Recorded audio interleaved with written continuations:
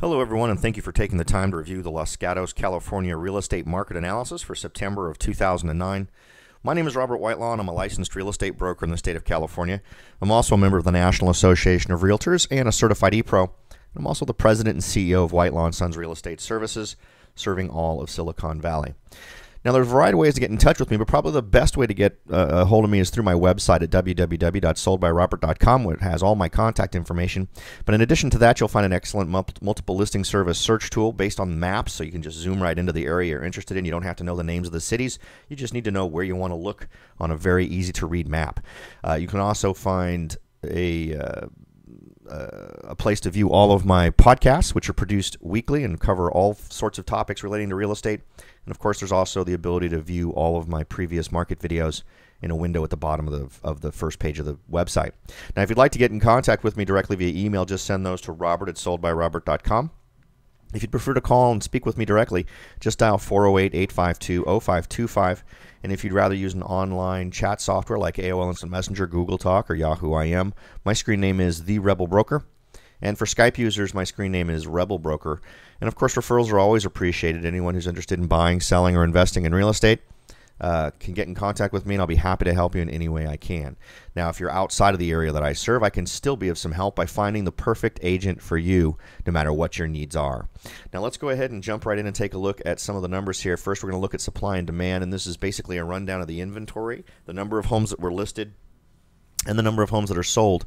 And this is just looking at the month of September, going all the way back to 1999. So I don't need to worry about making any seasonal adjustments. We're just really looking at a snapshot as with September at the center for each year. Now you can see that the inventory numbers really spiked in 2008 in Los Gatos.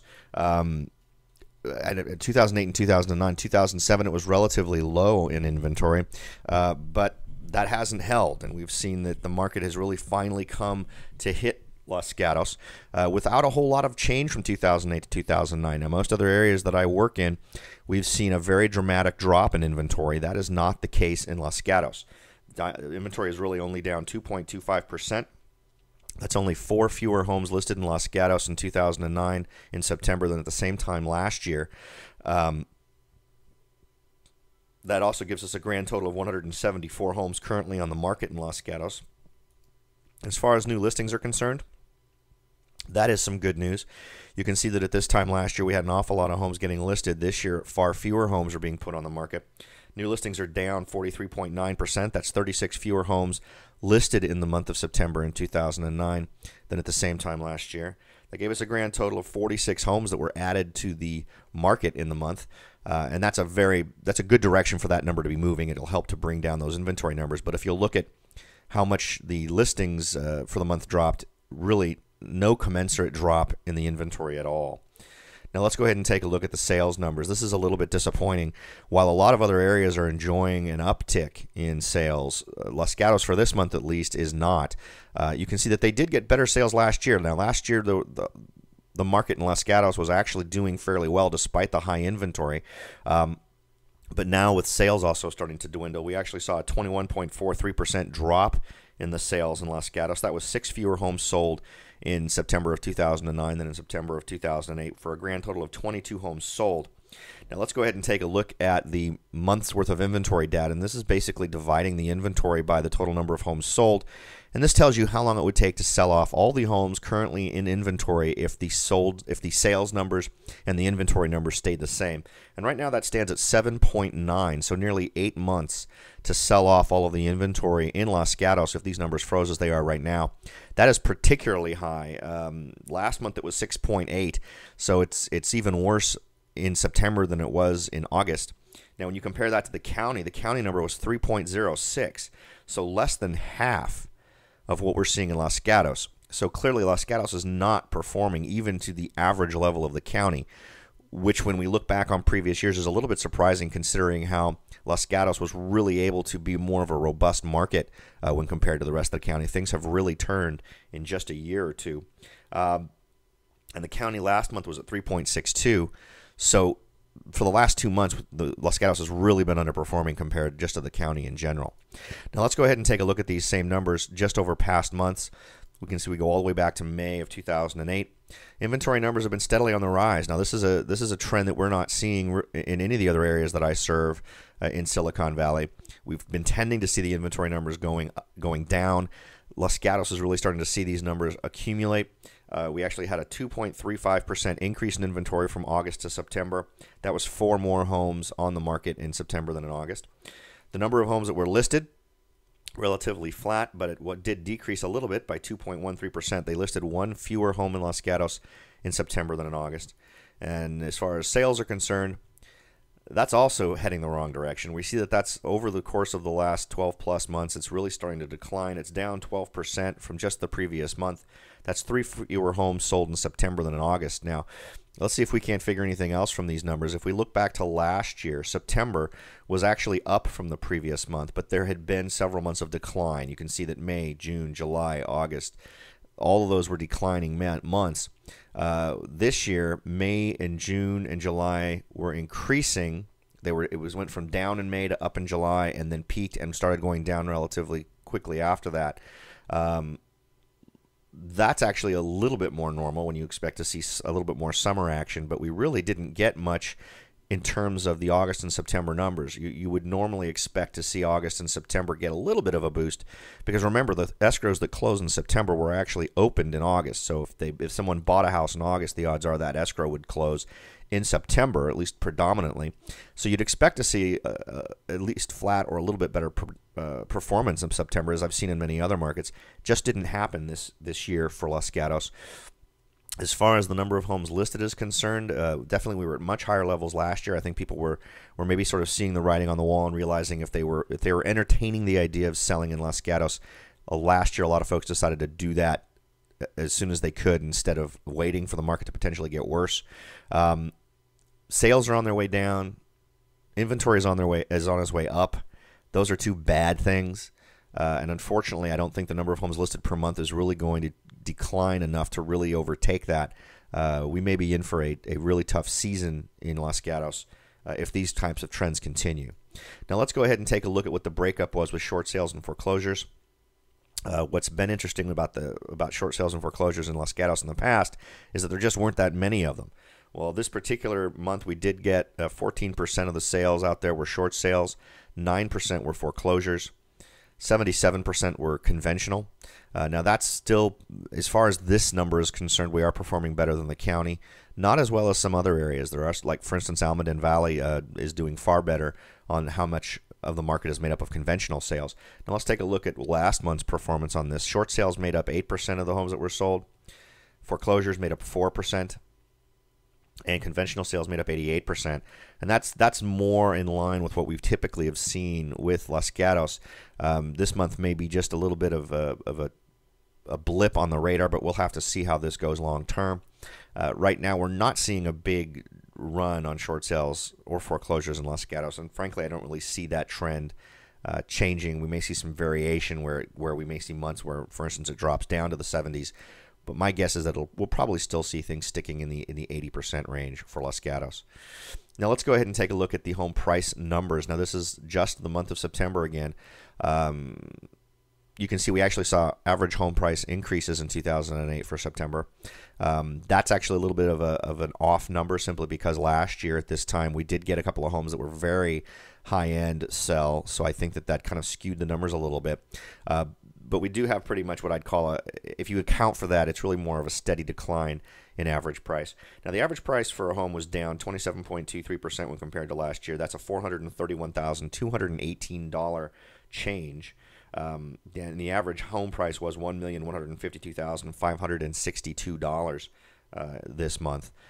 So no matter how you slice, it's still very high end. But for when you look back at the pricing history of Los Gatos, and you look back at the prices that we were seeing in previous years, this is we're heading into some territory where we haven't seen prices like this since quite a few years ago. All right, now let's take a look at the median. That was also down. The median gives you an idea of where the volume of homes were clustered. Now, the median was down 1.25% from the same time last year.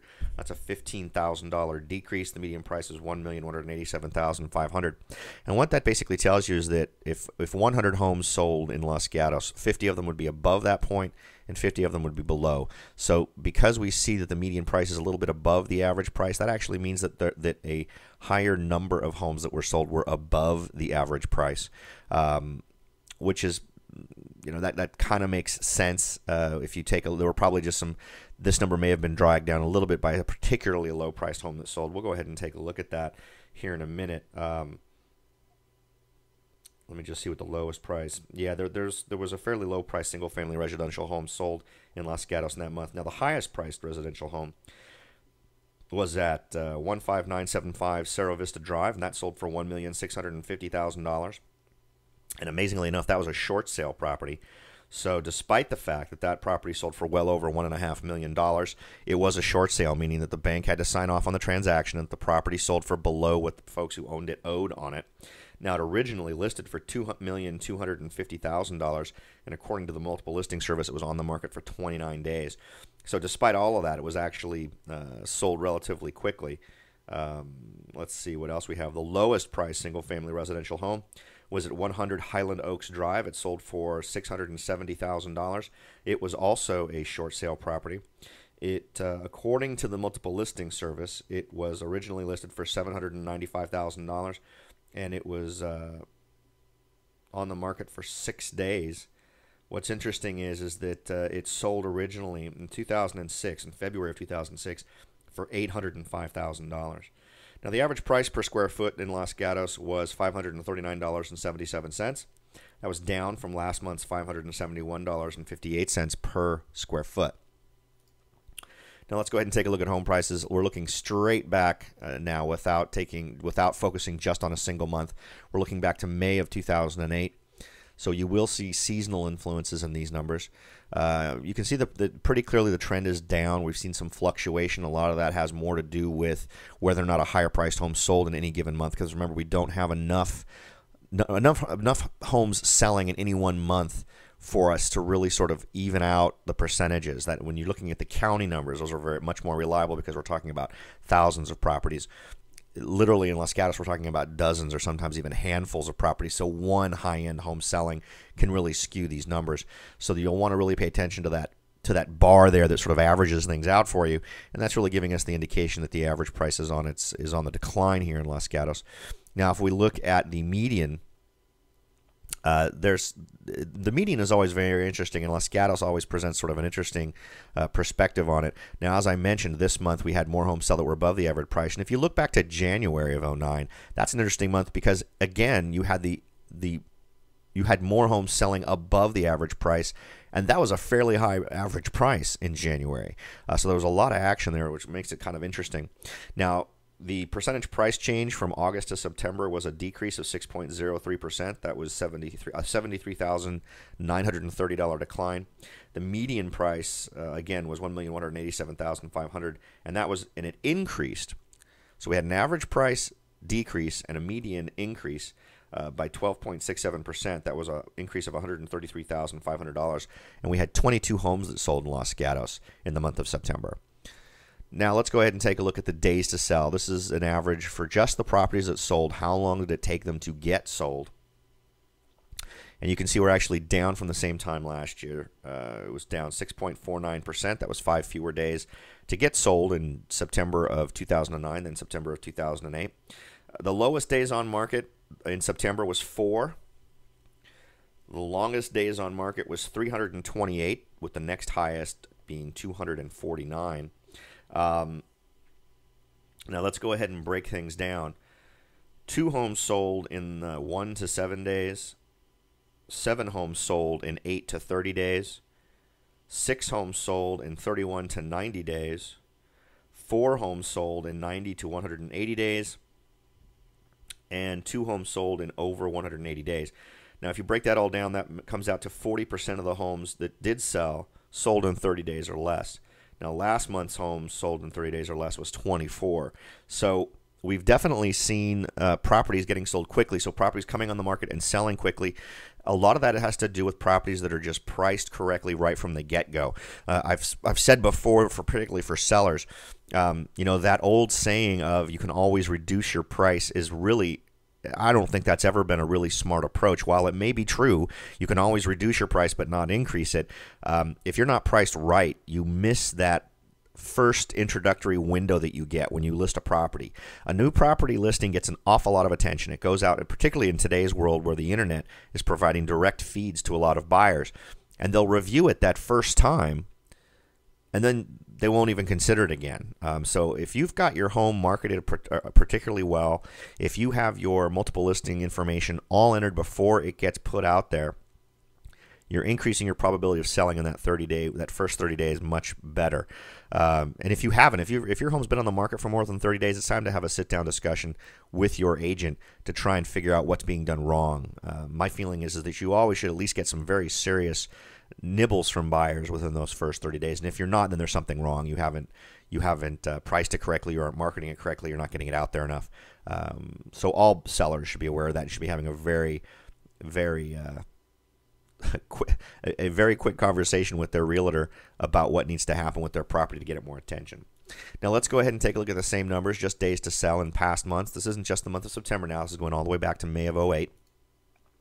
And we can see the general trend is up. There's obviously a lot of fluctuation in there, but again, this is one of those numbers where it's better to look at the trend than at the individual months if you're not calibrating it for higher end homes or homes that have been on the market for an extremely long period of time that sell. One phenomenon that you'll notice is whenever you see a spike in sales, you'll often see a spike in days on the market, particularly in markets where there's a lot of properties in inventory.